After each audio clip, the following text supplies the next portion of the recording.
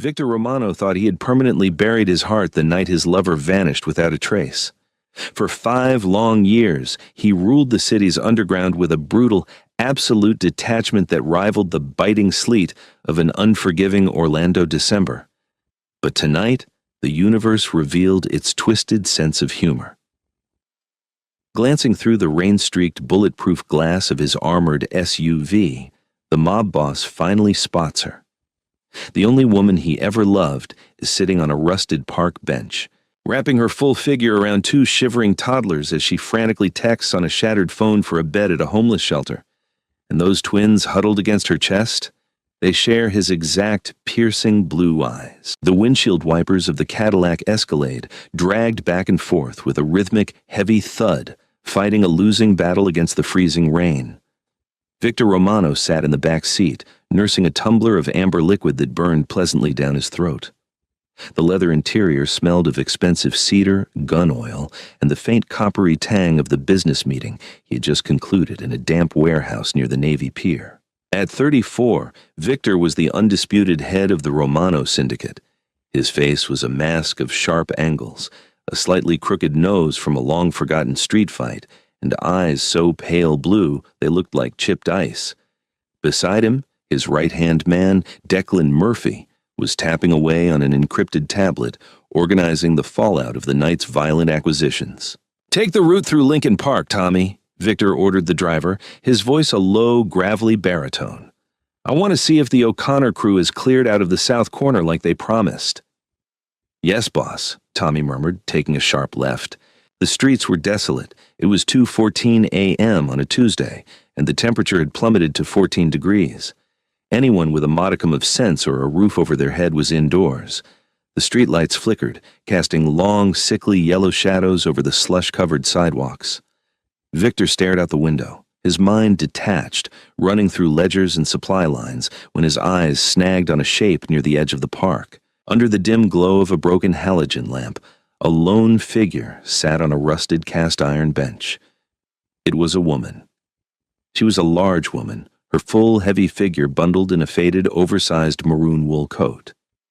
Even from a distance, Victor could see the thick, soft curves of her body huddled in on itself, trying to minimize the surface area exposed to the biting wind. But she wasn't just shielding herself. She was bent over 2 small, lumpy shapes tucked fiercely into her sides, engulfed beneath the massive flaps of her coat. Victor's heart, an organ he primarily utilized for pumping blood to his fists, suddenly seized in his chest. He knew that coat. He had bought that custom-tailored cashmere blend maroon coat 5 years ago at a boutique in Milan. He had bought it for a woman whose thick, soft thighs he used to worship, whose heavy, beautiful breasts he used to bury his face in when the weight of his criminal empire threatened to suffocate him. A woman who was unapologetically fat, radiant, and the only peace he had ever known. Chloe. "Stop the car," Victor commanded. Tommy hit the brakes so hard the heavy SUV fishtailed slightly on the black ice before coming to a jarring halt. Declan looked up, instantly dropping his tablet and reaching inside his suit jacket for his Glock. "Boss, we got a problem?" "Stay here," Victor said, his voice strangely hollow. The tumbler of scotch slipped from his grip, spilling onto the floor mats, but he didn't care. His gloved hand shoved the heavy door open, welcoming the brutal, freezing assault of the Orlando wind. He stepped onto the slushy pavement, his black overcoat whipping around his legs. Every step he took toward the park bench felt like wading through wet cement. His mind screamed at him that it was impossible. Chloe Henderson was gone. She had taken his money, cleared out their shared penthouse safe, and disappeared into the ether 5 years ago, leaving a note that simply read, "I can't do this anymore." He had torn the city apart looking for her. He had burned down rival clubs. He had put bullets in the knees of men he suspected of hiding her, but he had found nothing.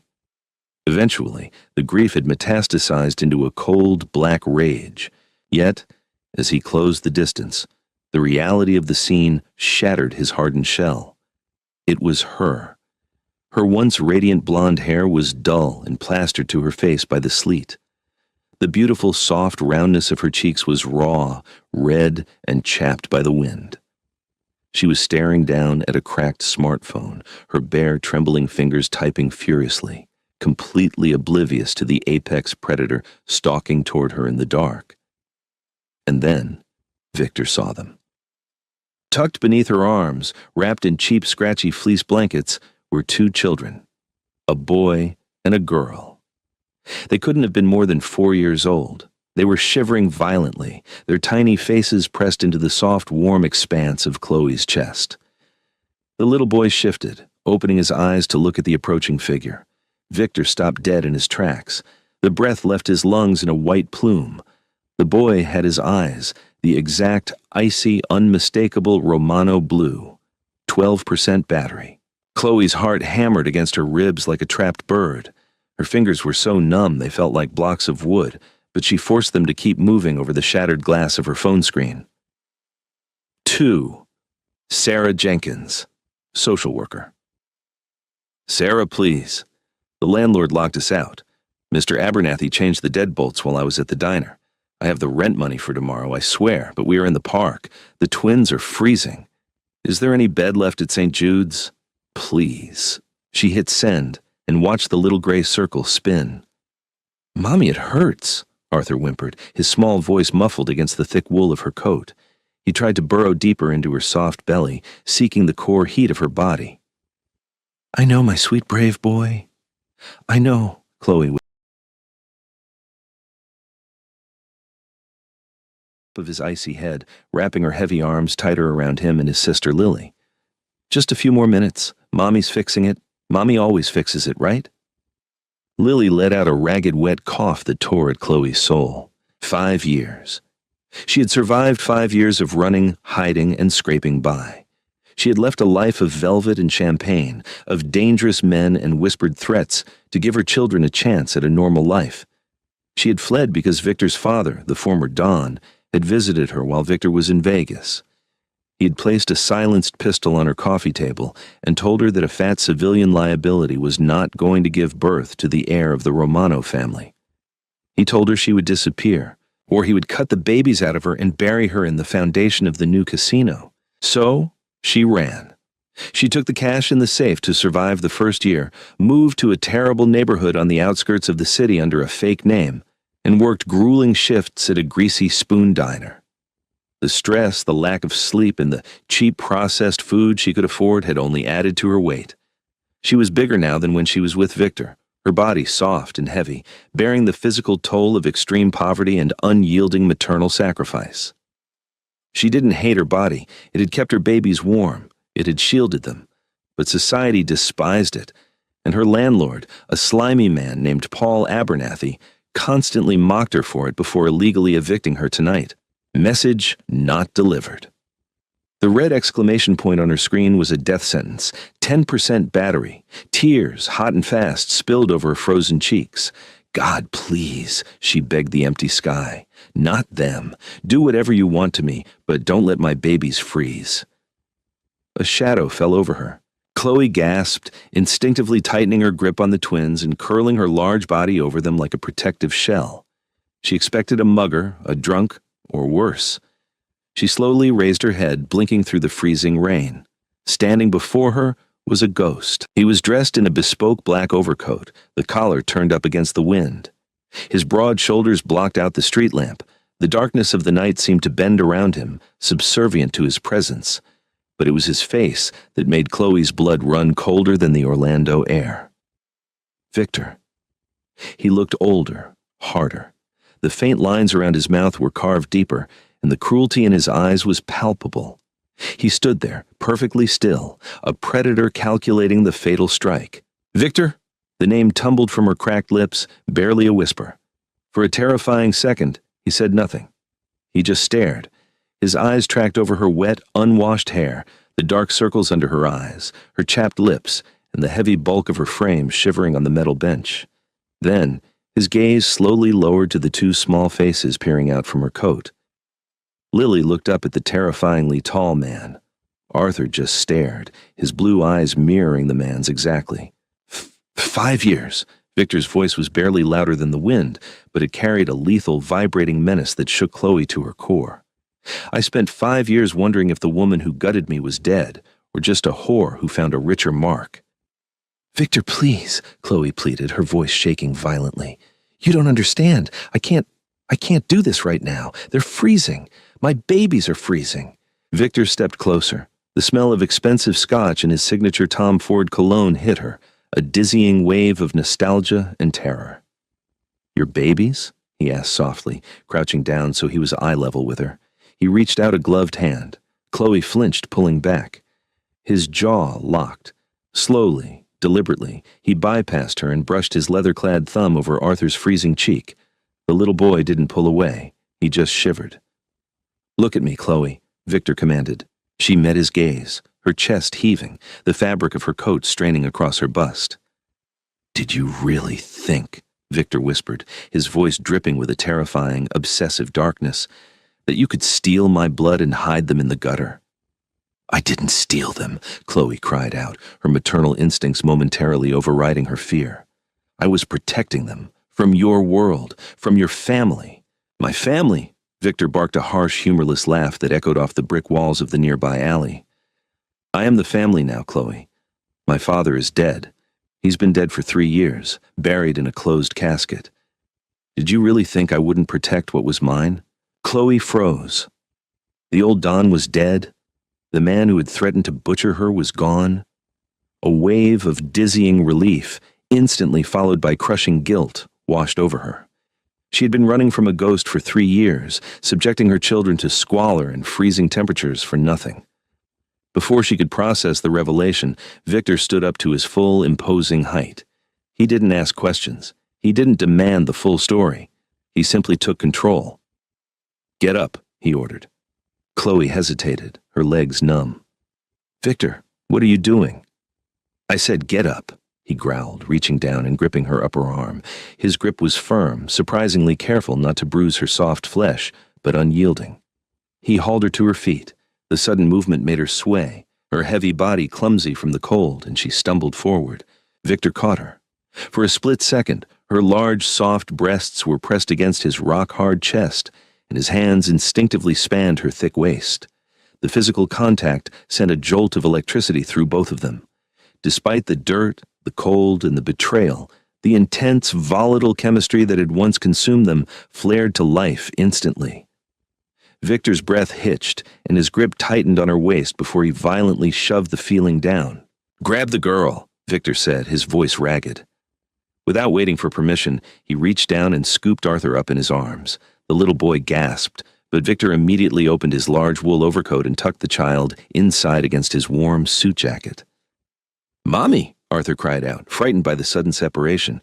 It's okay, Artie, Chloe sobbed, struggling to pick up Lily. Her arms were so tired and her back ached under the weight, but the adrenaline fueled her. Mommy's right here. Victor turned and marched toward the idling black SUV. Declan! He roared over the wind. The passenger door flew open, and Declan stepped out, his hand near his weapon. When he saw what his boss was carrying, the hardened mobster's jaw actually dropped. Open the back door! Turn the heat up to maximum! Now! Victor barked. Declan scrambled to obey, pulling the heavy rear door open. Warm air blasted out onto the street. Victor deposited Arthur onto the plush leather seat, then turned and practically shoved Chloe and Lily in beside him. Chloe collapsed into the rich, soft leather, pulling Arthur back into her arms. The sudden rush of hot air against her frozen skin felt like pins and needles. The doors slammed shut, enclosing them in a silent, warm vault, completely cutting off the howling storm outside. Victor slid into the seat opposite them. The spacious cabin of the Escalade allowed him to stretch his long legs, but the space felt suffocatingly small. He stared at the three of them. Chloe, looking like a drowned rat, her massive coat soaked through, clutching 2 carbon copies of him. Drive, Tommy, Victor said, hitting the intercom button. Take us to the estate. The estate, boss? The secure compound? Tommy asked, surprise evident in his voice. Did I stutter? Victor snapped. The SUV accelerated smoothly. Inside the cabin, the silence was deafening, save for the ragged breathing of the children. Chloe kept her eyes glued to the floor mats, her cheeks burning with shame. She knew how she looked, She knew how far she had fallen from the glamorous, polished woman Victor used to parade around. She was fat, destitute, and broken. "Take off the coat," Victor suddenly said. Chloe looked up, defensive. "No, I'm cold. The coat is wet, Chloe. You're keeping the cold against them. Take it off." She knew he was right. Trembling, she unbuttoned the soaked wool and shrugged it off her wide shoulders. Underneath, she was wearing a cheap faded gray sweatshirt that clung tightly to her heavy breasts and a pair of worn-out black leggings that stretched over her thick thighs. Victor's eyes tracked every movement. He didn't look at her with disgust, as her landlord did, or with pity, as the social workers did. He looked at her with a ravenous, furious hunger that terrified her even more. He leaned forward, pulling a heavy cashmere blanket from a compartment and tossed it over her lap, covering her and the twins. "What are their names?" he asked, his voice softer now, but still carrying a dangerous edge. "Arthur," she whispered, "and Lily." Arthur," Victor repeated, tasting the name. He looked at the little boy, who was staring back at him with wide, frightened eyes. "My grandfather's name." I wanted them to have something of you," Chloe admitted, a tear escaping her eye and rolling down her round cheek. In case they never met you." Victor's jaw clenched so hard, a muscle ticked in his cheek. He reached across the space between them.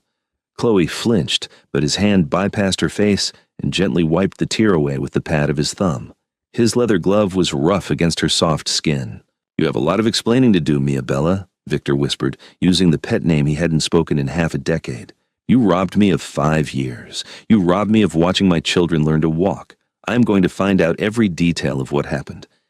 And if I find out you suffered because of someone, I'm going to paint the streets of Orlando red with their blood." Chloe shuddered, pulling the twins closer. The dark romance, the terrifying safety of Victor Romano was wrapping around her once again, and she wasn't sure if she was being saved or simply trading the freezing street for a gilded cage. The Romano estate in Lake Forest was not just a home. It was a heavily fortified citadel, masquerading as a sprawling Gilded Age mansion. As the escalade passed through the towering wrought iron gates, flanked by armed guards disguised in heavy winter parkas, Chloe felt the last threads of her independence snapping. For 5 years, she had been a ghost, moving through the gritty, invisible underbelly of Orlando. Now, she was being dragged back into the glaring, dangerous light of Victor's empire. The SUV glided to a halt beneath a massive stone portico. Before Tommy could even put the vehicle in park, the heavy mahogany front doors swung open. A team of staff, perfectly manicured and silent, spilled out onto the heated driveway. "Take the children to the East Wing," Victor ordered as he stepped out into the freezing night, his voice cutting through the wind. "Wake Rosa. Tell her to prepare the nursery. And call Dr. Reed. I want him here in 10 minutes, or I'll drag him out of his bed by his throat." Chloe scrambled out of the car, clutching the cashmere blanket tightly around her thick waist. Her legs felt like jelly, the sudden shift from freezing street to heated car back to the biting cold leaving her disoriented. "Wait, no, they stay with me," she protested, her voice raspy. Victor turned, his imposing frame blocking her path. The courtyard lights caught the sharp, predatory angles of his face. "They need a hot bath, proper food, and a medical evaluation, Chloe. They are shivering. You are shivering. Let my people do their jobs." "They don't know your people," she fired back, a spark of her old fire returning. She stepped up to him, her heavy chest heaving under the damp sweatshirt. "They only know me." Victor stared down at her. He saw the fierce maternal terror in her eyes, the way her soft, wide body physically shielded the space where her children had just been. A muscle feathered in his jaw. Without breaking eye contact, he reached into the back seat and carefully lifted Lily into his left arm, then Arthur into his right. The twins, exhausted and bewildered by the sudden warmth and the terrifyingly large man, simply buried their faces in the lapels of his bespoke overcoat. "Then you will walk with me," Victor said softly. He turned and strode into the mansion, carrying 60 pounds of sleeping children as if they weighed nothing. Chloe followed, her worn, scuffed sneakers squeaking against the imported Carrara marble floors. The grandeur of the foyer was suffocating. Crystal chandeliers cast a warm, golden glow over the sweeping double staircase. It was a stark, violent contrast to the roach-infested, drafty apartment on South Halsted Street, She had been illegally evicted from hours ago. As she caught a glimpse of herself in a massive gilded mirror, shame burned hot in her throat. She looked enormous and broken. Her blonde hair was a tangled, wet rat's nest. The cheap gray sweatshirt clung to the heavy, drooping weight of her large breasts, and her black leggings strained across her wide hips and thick thighs. She was easily 250 pounds, carrying the physical evidence of cheap, high-calorie survival food and crippling stress. Beside Victor, who looked like a dark, lethal god carved from marble and wearing a $5,000 suit, she felt like a monster. They reached the master suite on the second floor. Victor gently placed the children on the center of a massive king-sized bed adorned with silk sheets. Rosa, a stern but kind-faced housekeeper who had known Chloe before her disappearance, rushed in with an armful of thick, heated towels. Rosa gasped upon seeing Chloe, crossing herself quickly before hurrying over to wrap a towel around the trembling woman's wide shoulders. "Signora Chloe," Rosa whispered, tears welling in her eyes. "Praise the saints." "Draw a bath, Rosa," Victor commanded, his eyes never leaving Chloe. "The hottest you can make it without burning her, and bring the pediatric supplies." 10 minutes later, Dr. William Reed, the syndicate's private physician, rushed into the room, his medical bag clutched in his hand. He was a discreet man who had patched up countless bullet wounds, but the sight of the boss's secret children gave him pause. "Check them," Victor said, his tone leaving no room for negotiation. "Every inch." Chloe sat rigidly on the edge of a velvet armchair, her heavy thighs pressed tightly together, watching like a hawk as Dr. Reed examined Arthur and Lily. "They have mild hypothermia," Dr. Reed diagnosed in a hushed professional tone. "Slight malnourishment. The little girl has a bronchial rattle, likely a developing upper respiratory infection from the damp conditions. I'll prescribe a course of antibiotics and a specialized high-calorie pediatric diet. They need warmth, rest, and fluids. Nothing permanent, Mr. Romano, but they were very, very close." Victor's hands curled into fists at his sides. The leather of his gloves groaned under the pressure. Very, very close. "Get out," Victor said quietly. Dr. Reed didn't hesitate. He packed his bag and vanished. Rosa, having finished wiping down the children with warm cloths and dressing them in oversized soft t-shirts she had found, bowed her head and backed out of the room, closing the heavy oak doors with a soft click. Silence descended on the master suite, save for the rhythmic, exhausted breathing of the twins, finally asleep in the center of the massive bed. Victor turned slowly to face Chloe. The predatory stillness had returned to him. "The landlord," he said, his voice a low, terrifying rumble. "Give me his name." Chloe gripped the edges of the heated towel, pulling it tighter around her bulky frame. She refused to meet his eyes, staring instead at the intricate Persian rug beneath her worn shoes. "It doesn't matter, Victor. We're here now. I just need to figure out what happens next. What happens next is that you and my children will never leave this compound without a security detail," Victor stated, stepping closer. The scent of his cedar and bergamot cologne enveloped her. "What happens next is that you will never know the feeling of cold or hunger again. But first, you will give me the name of the man who put my blood on the street in a snowstorm." "He's just a miserable slumlord," Chloe argued, her voice trembling. "Paul Abernathy. He owns the building on Halstead. He changed the locks because I was a day late on the rent, even though I had the cash from my diner shift in my pocket. He hated me anyway. He called me a fat, lazy pig every time he saw me. He enjoyed throwing us out." The air in the room seemed to drop 10 degrees. Victor stopped moving. The utter, chilling silence emanating from him was far more terrifying than a scream. "Abernathy," Victor repeated. It wasn't a question. It was a death sentence. He took another step, closing the distance between them until the toes of his polished Oxfords touched her sneakers. "Stand up, Chloe." She shook her head, tears of exhaustion and humiliation finally breaking free. "Please, Victor, don't look at me. I'm disgusting. I'm not the woman you remember. I'm tired, I'm huge, and I'm broken. Just let me sleep. Stand. Up." The command was soft but laced with an absolute authority she couldn't fight. Trembling, Chloe pushed her heavy body up from the velvet chair.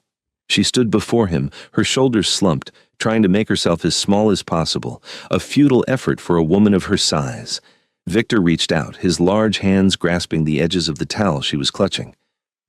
Slowly, deliberately, he pulled it away from her, letting it drop to the floor. Then, his hands moved to the hem of her damp, cheap sweatshirt. "Victor, no," she whimpered, trying to cross her arms over her large chest. "Let me see you," he murmured, his voice suddenly thick with an emotion she hadn't heard in 5 years. Reverence. He gently pried her arms away and pulled the sweatshirt over her head, tossing it aside. She stood before him in a frayed, ill-fitting bra that dug deep into the soft, heavy flesh of her back and shoulders. Her stomach, which had borne the twins, was soft, round, and marked with deep, silvery stretch marks. Chloe squeezed her eyes shut, waiting for the disgust, waiting for the Mafia prince to realize the reality of what poverty had done to his prize. Instead, she felt the warm, calloused palms of his hands cup the heavy curves of her waist. He dropped to his knees in front of her. Chloe's breath hitched in a loud gasp. Victor Romano, the ruthless head of the Orlando Syndicate, a man who bowed to no one, was kneeling on the floor. He pressed his face into the soft, yielding flesh of her large stomach. He wrapped his arms around her thick waist, holding her with a desperate, crushing grip. "You are not broken," he whispered against her skin, his breath sending shivers up her spine. "You are a queen who fought a war in the dark to protect my heirs. You carried my world in this body, Chloe. Every mark, every ounce. I worship it, because it means you survived." He kissed her stomach, right over the silver lines that mapped her pregnancy. Then he stood, his icy blue eyes blazing with a dark, obsessive fire. He cupped her soft, round cheeks in his hands, wiping away her tears with his thumbs. "My father is rotting in hell," Victor said, his voice vibrating with absolute certainty.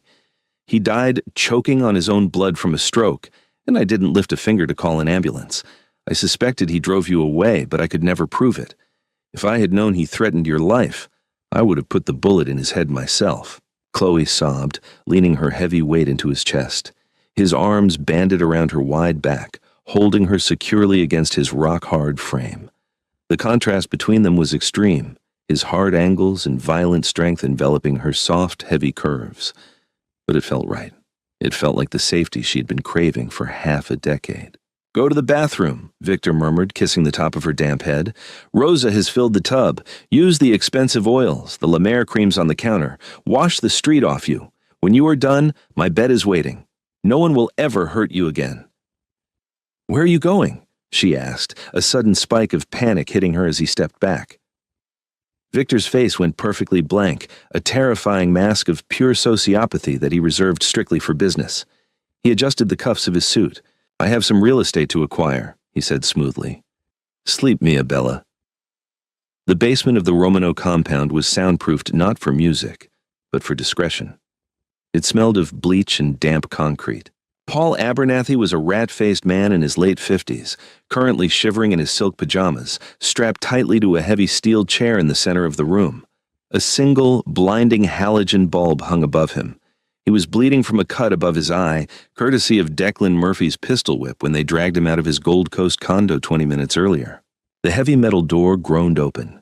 Victor walked in, having changed into a simple black button-down shirt and dark slacks. He rolled up his sleeves, exposing thick forearms corded with muscle and black ink. "Mr. Romano," Abernathy squeaked, straining against the zip ties cutting into his wrists. "I don't understand. I pay my tribute. I pay the protection money for the Belmont Avenue properties on time every month. Ask your capos. I'm a loyal earner." Victor didn't say a word. He walked to a metal table in the corner and picked up a heavy steel-toed boot. He walked back to Abernathy and with casual, terrifying precision swung the boot directly into Abernathy's left kneecap. The sickening crunch of shattering bone was instantly followed by an ear-piercing scream that tore from the landlord's throat. Abernathy thrashed wildly, sobbing in agony. Victor tossed the boot aside and grabbed a fistful of Abernathy's thinning hair, yanking his head back to look into his icy blue eyes. "You evicted a woman and 2 children tonight from your property on South Halstead," Victor said, his voice conversational, completely devoid of empathy. "A woman you called a fat, lazy pig. You put them on the street in a freezing rainstorm." Abernathy's eyes widened in sheer, unadulterated terror as the realization hit him.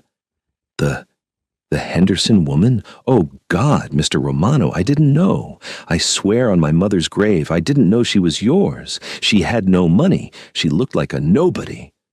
She is my wife, Victor lied smoothly, elevating Chloe's status in the underworld instantly. And those children are my blood. You locked my blood out in the snow. Please, Abernathy shrieked. I'll give it back. I'll give her the penthouse, rent-free forever. You don't have a penthouse anymore, Paul, Victor said, releasing his hair. He snapped his fingers. Declan stepped out of the shadows, carrying a leather briefcase. He opened it and placed a stack of legal documents and a Montblanc pen on a small rolling tray in front of the landlord. These are transfer deeds for Abernathy Holdings, Declan explained in a deadpan Irish brogue. Every property you own, including your personal residence, your bank accounts, and your 401k, is being transferred to a blind trust handled by Thomas Sterling over at Sterling and Blacklaw. You are going to sign them. I can't. That's everything. I'll be ruined, Abernathy sobbed. Victor leaned in, pressing a razor-sharp combat knife against the uninjured right knee of the weeping man. You are already ruined, Paul.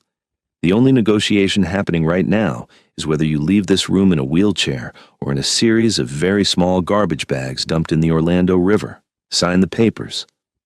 Shaking violently, Abernathy took the pen and scribbled his bloody signature across every page. When he was done, he slumped forward, broken. Take him to the edge of the city limits, Victor told Declan, wiping the blade of his knife on Abernathy's silk pajama shirt. Take his coat and his shoes. Let him walk back in the snow. If he survives the night, tell him if I ever see his face in Orlando again, I will peel his skin off while he watches. Yes, boss. As Declan began cutting the zip ties, Victor's encrypted phone buzzed in his pocket. He stepped out of the basement and into the hallway to answer. Speak, Victor commanded. Boss, it's Tommy. His driver's voice crackled over the line. I've been going through the old security server logs from 5 years ago, like you asked, trying to see how the old Don tracked down Chloe's original alias before she ran. And? The Don didn't find her, boss. The old man didn't know how to use a computer, remember? He outsourced it. I tracked the payment from the family's off-book accounts. It went to Onyx Investigations. Victor's eyes narrowed. Onyx? That's high level. Who authorized the payment? There was a heavy pause on the line. Boss, the authorization signature on the wire transfer wasn't your father's. It was Uncle Dominic. The air in Victor's lungs turned to ash. Dominic Romano, his father's brother. The man who had mentored Victor, the man who stood as his most trusted advisor and underboss right now. Dominic had been the one to hunt Chloe down and feed her location to the Don. Dominic had orchestrated the threat. Victor ended the call, his grip on the phone so tight the screen cracked. He had his family back. He had destroyed the man who made them freeze tonight. But the real enemy, the man who had stolen 5 years of his life and forced the woman he loved into a living nightmare, was sitting at his own dinner table. The dark halls of the Romano estate felt entirely different as Victor walked back upstairs. It wasn't just a fortress anymore. It was a war room, and the streets of Orlando were about to run very, very red. The grandfather clock in the cavernous hallway of the Romano estate chimed 4 a.m.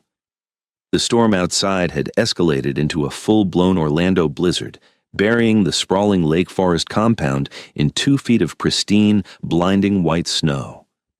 But inside the mahogany-paneled library, the atmosphere was suffocatingly hot, thick with the scent of imported Cuban cigars and aged cognac.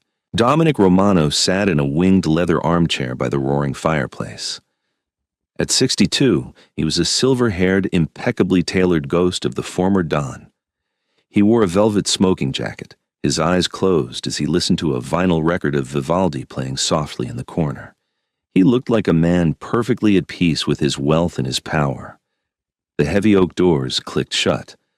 The sound was soft, but Dominic's eyes snapped open instantly. Victor stood by the door. He hadn't changed out of his black button-down shirt, and the faint coppery smell of Paul Abernathy's blood still clung to his cuffs. He walked slowly toward the antique globe bar cart, the silence stretching taut between the two men. "Victor?" Dominic rumbled, his voice smooth and paternal. "Declan texted me that there was a situation in the city. A landlord? Why are you handling street-level garbage at 4 in the morning? That's what capos are for. Victor didn't answer immediately.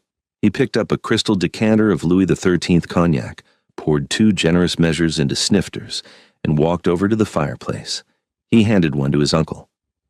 The situation required a delicate touch, Victor said softly, his pale blue eyes reflecting the dancing orange flames of the hearth. The landlord evicted a woman and 2 children, threw them out into the sleet. Dominic scoffed, taking a sip of the cognac. A tragedy of the lower classes, but hardly syndicate business. You're the head of the family now, Victor. You need to elevate your focus. The woman was Chloe Henderson, Victor stated, his voice dropping to a deadly hollow octave. And the children are my 4-year-old twins, a boy and a girl. The crystal snifter in Dominic's hand jolted. It was a microscopic movement, a fractional tremor, but to a predator like Victor, it was as loud as a gunshot. A drop of amber liquid spilled onto Dominic's velvet jacket. "Chloe," Dominic managed to say, perfectly feigning shock. "Praise the saints. She's alive? And you have heirs? Victor, this is incredible news. Where are they? We must fortify the compound. Bring them into the fold immediately." "They are sleeping upstairs," Victor said, taking a slow sip of his own drink. "Safe, warm. But before I went up to them, I had Tommy run a diagnostic on the old security servers. I wanted to see how my father found her alias 5 years ago, how he tracked her down to threaten her life." The Vivaldi record scratched slightly as it hit a dust groove. The sound grated against the tense silence. "Your father was a paranoid man," Dominic said carefully, setting his glass on the side table. "He saw her as a civilian liability, a soft, vulnerable target who didn't fit the mold of a mafia wife. It's a tragedy he drove her away, but he was acting in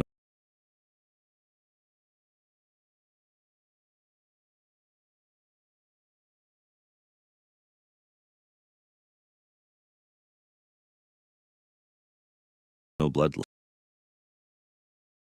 For decades, his uncle's chair. But my father didn't track her down. The payment to Onyx Investigations, the firm that located her fake ID and her new apartment in Pilsen, didn't come from my father. It came from an off-book account, an account only you had the cryptographic keys for, Uncle Dominic. Dominic froze. The mask of the paternal advisor cracked, revealing the cornered, calculating rat beneath. "Victor, you are exhausted. You are emotional. You're misinterpreting financial anomalies." "Do not insult my intelligence!" Victor roared, the sudden explosion of violence making Dominic flinch back into the leather chair. Victor slammed his cognac glass down on the mantelpiece, shattering the crystal. "You hunted her. You used my father's signet ring to stamp the order, making her believe the Don wanted her dead. You put the gun on her table while I was in Vegas negotiating the casino deal." Dominic stared at his nephew, realizing the lie was dead. The silence stretched again, heavier this time, toxic and fatal. Slowly, the older man's posture shifted. The fear vanished, replaced by a cold, arrogant sneer. "She was a fat, pathetic liability, Victor," Dominic spat, the venom finally leaking out. "She wasn't a Roman. She wasn't a Baron. She was a waitress you got obsessed with because she let you bury your face in her tits and cry about the pressure of the crown. She was making you soft." Victor's hand shot out, his fingers wrapping around Dominic's throat with the force of a hydraulic press. He hoisted his uncle out of the chair, slamming him against the stone masonry of the fireplace.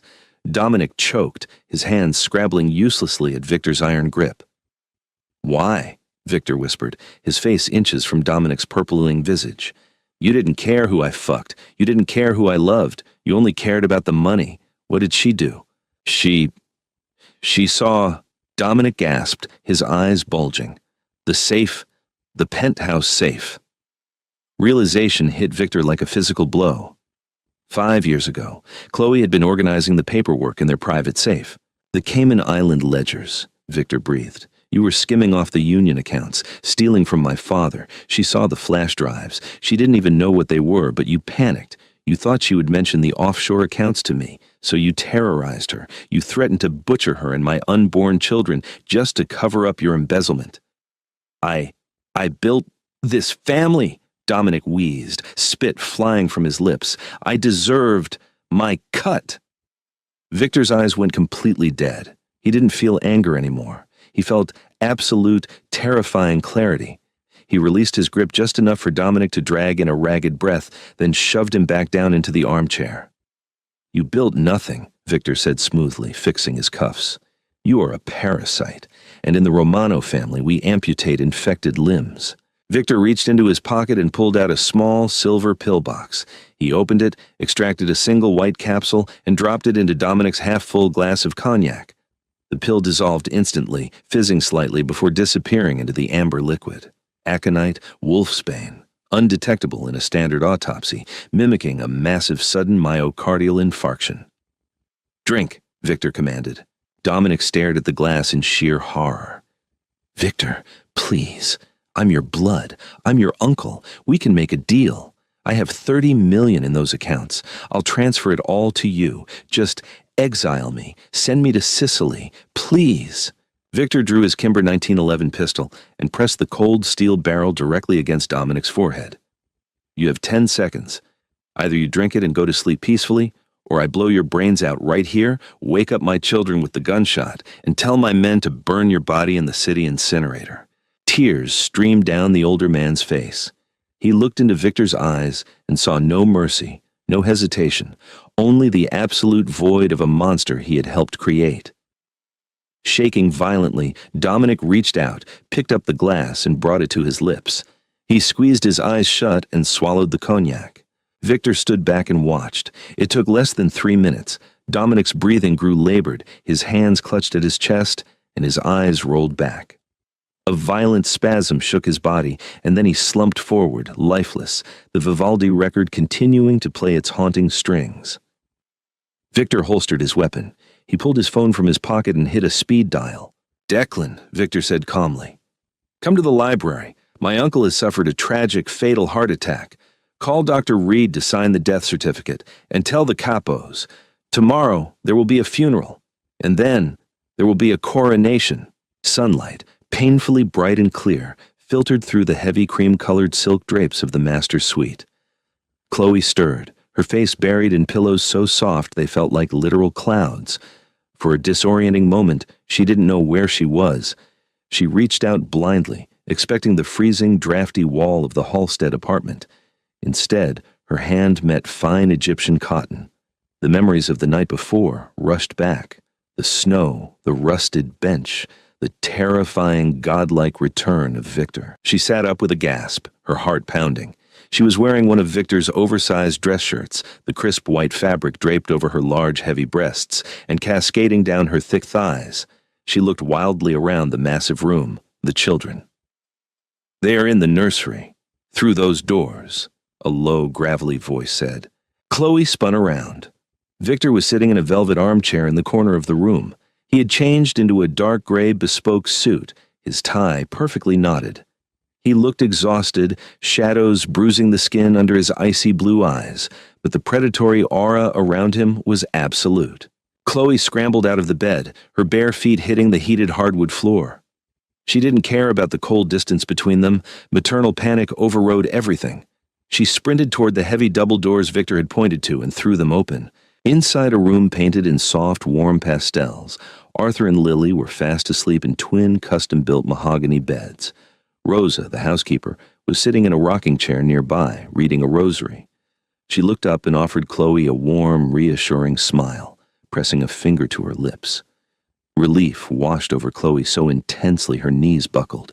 She clung to the doorframe, tears welling in her eyes. They were safe. They were warm.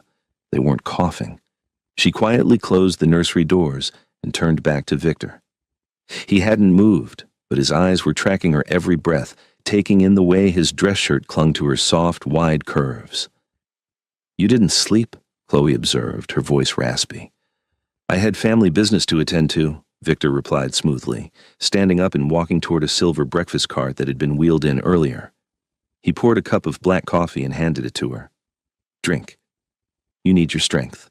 Chloe took the porcelain cup, her hands shaking slightly. "Victor, about what I said last night. About your father." "My father didn't threaten you, Chloe," Victor said, his tone cutting through the quiet room like a blade. Chloe froze, the coffee sloshing over the rim of the cup onto her knuckles. But the ring, the man who came to the apartment, was sent by my Uncle Dominic, Victor finished for her. He stepped closer, invading her personal space, the scent of bergamot and a faint trace of something metallic and dark clinging to him. Dominic was stealing from the syndicate. You accidentally found his ledgers in my safe. He panicked. He drove you into the snow to protect his own greed. Chloe's mind spun. 5 years of terror, 5 years of hiding her baby, starving herself, enduring the cruel mockery of the world, all because of one man's greed. "Oh my God," she whispered, a sob tearing from her throat. "Dominic. But he was always so kind to me. He brought me pastries from Little Italy." "He was a rat," Victor corrected coldly, "and a rat will smile at you while chewing through your floorboards." What are you going to do?" she asked, terrified of the answer, yet a dark, vindictive part of her soul, a part that had watched her children freeze, wanted blood. "Nothing," Victor said, reaching out to gently trace the soft, full curve of her jawline. "Uncle Dominic passed away a few hours ago. A sudden, massive heart attack in the library. Tragic. The family's in mourning." Chloe stared at him. She understood exactly what he was saying. Victor had killed his own blood to avenge her.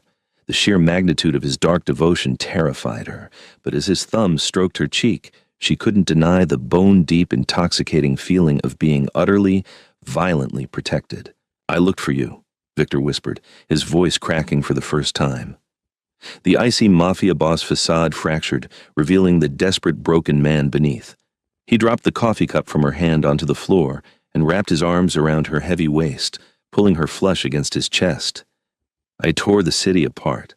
I thought you realized I was a monster and ran. I thought you hated me." "I never hated you," Chloe cried, burying her face in his neck, wrapping her thick arms around his broad shoulders. "I loved you so much it physically hurt. But I had to protect the babies. I had to." "You did," Victor murmured fiercely, kissing the crown of her head, his hand sliding down to cup her heavy, wide hips. He pulled her tighter, relishing the soft, yielding weight of her body against his hard angles. "You won the war, Mia Bella. You kept my heirs alive. You kept my heart alive, but the running is over." He pulled back just enough to look into her eyes. The possessiveness in his gaze was absolute. "You are going to marry me," Victor commanded, a dark, unbreakable vow.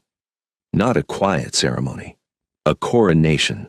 The entire syndicate, every capo, every boss from New York to Vegas will see you. They will look at you, they will look at my children, and they will know that you are the undisputed queen of this city, and if anyone so much as looks at you with disrespect, I will take their eyes." Chloe shivered, but she didn't pull away. She had survived the freezing dark. Now she was ready to rule it. 6 weeks had passed since the brutal winter night that resurrected the Romano Empire.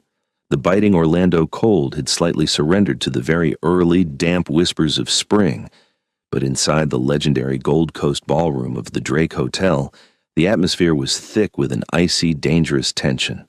Victor had bought out the entire historic hotel for the weekend, turning the iconic Magnificent Mile landmark into a heavily fortified fortress.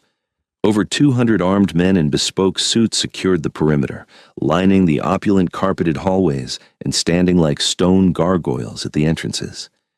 Inside the grand ballroom, beneath the massive glittering crystal chandeliers and frescoed ceilings, the absolute elite of the American underworld had gathered. The heads of the Falcone family from New York were there, whispering in hushed tones with the bosses of the Moretti Syndicate from Las Vegas. Officially, the engraved gold leaf invitations had billed the evening as a gala to celebrate the christening of the new Romano heirs. But there was not a single capo, lieutenant, or politician in the room who did not understand the true nature of this gathering.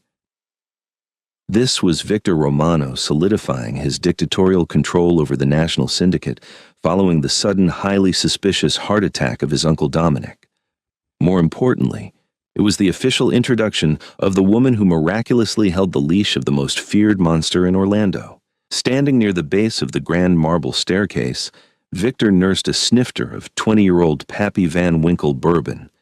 He was clad in a custom midnight blue Tom Ford tuxedo that accentuated the broad, lethal lines of his physique.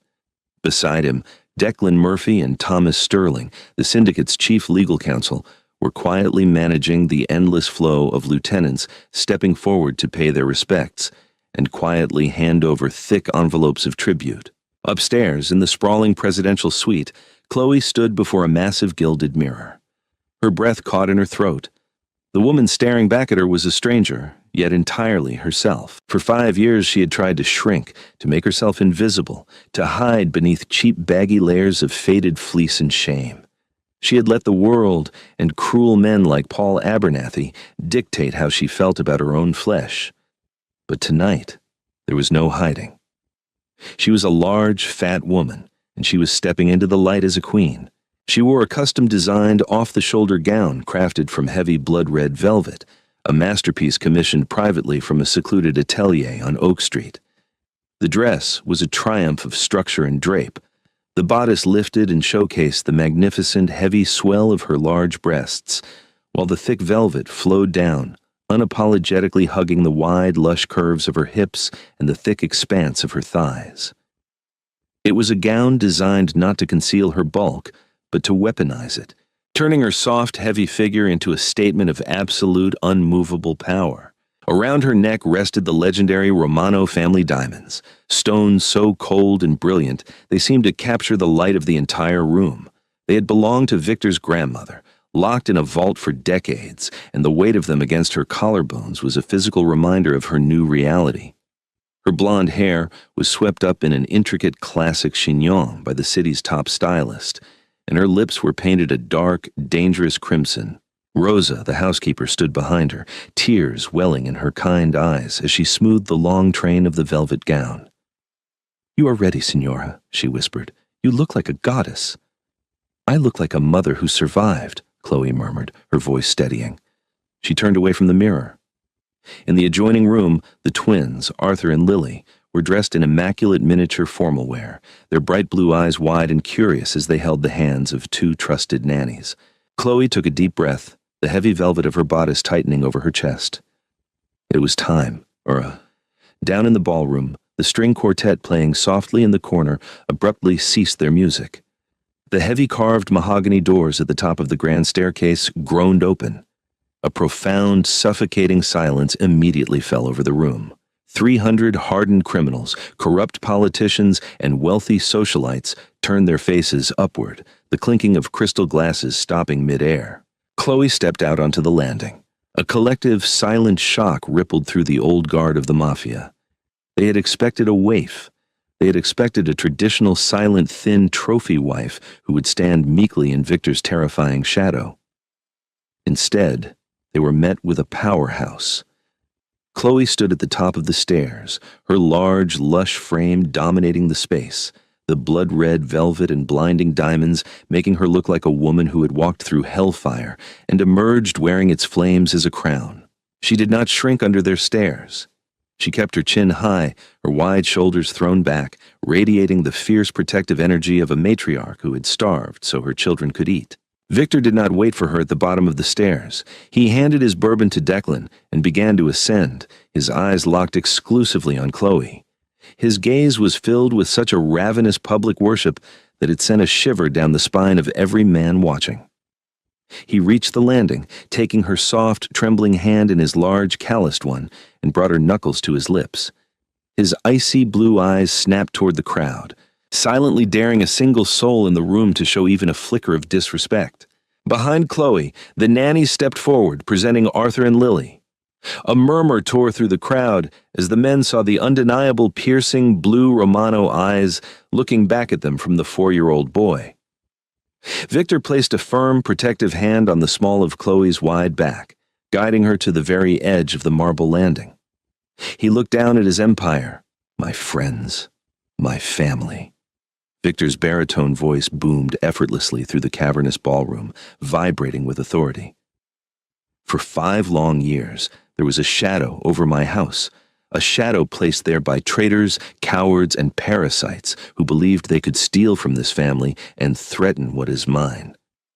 He let the words hang heavily in the air. Every capo knew exactly who he was talking about. The recent, bloody purges of Dominic's loyalists had painted the streets red. But tonight, the shadows eradicated. Victor continued, his grip tightening securely on the heavy curve of Chloe's waist, anchoring her to him. The old ways that drove my family into the dark are dead. I present to you the future. My wife, Chloe Romano, the undisputed mother of the Orlando Syndicate, and my blood, Arthur and Lily Romano. Victor reached out, taking a fresh glass of champagne from a waiter who had hurried up the steps. He raised the crystal flute high. His eyes swept the room, cold and absolute. You will look at her, and you will know that she is the queen of this city. Her word is my word. Her enemies are dead men walking to the queen. Below them, there was not a fraction of a second of hesitation. 300 men and women raised their glasses in perfect, terrified, and awestruck unison. To the Queen! The unified shout exploded through the Gold Coast ballroom, echoing off the gold leaf ceilings and rattling the crystal chandeliers. As the crowd broke into thunderous applause and the highest-ranking capos began to form a line at the base of the stairs to physically kiss her ring, Chloe looked up at the towering man beside her. Victor was a ruthless killer. He was a monster who ruled the city's darkest corners. But as he looked down at her, his icy eyes entirely soft with a profound, violent, and unyielding love, the last of the freezing cold finally left her bones. She had traded a rusted park bench for a velvet cage, but as the underworld bowed at her feet, she realized it wasn't a cage at all. It was a throne, and the monster standing beside her belonged entirely to her. What a breathtaking journey. From freezing on a rusted park bench to being crowned the undisputed queen of the Orlando Syndicate, Chloe proved that a mother's fierce love and unyielding resilience can conquer even the darkest of empires. Victor literally burned his own family to the ground to protect her, proving that the most ruthless monsters will bow to the women they love. But what did you think of that shocking twist? Did Uncle Dominic get the brutal karma he deserved? Let us know in the comments below. If you love this intense, full-length dark mafia romance of betrayal, survival, and ultimate revenge, please hit that like button to support the channel. Share this incredible story with your friends who love fiercely protective alpha males and unapologetically strong queens. And don't forget to subscribe and ring the bell so you never miss our next gripping audio drama.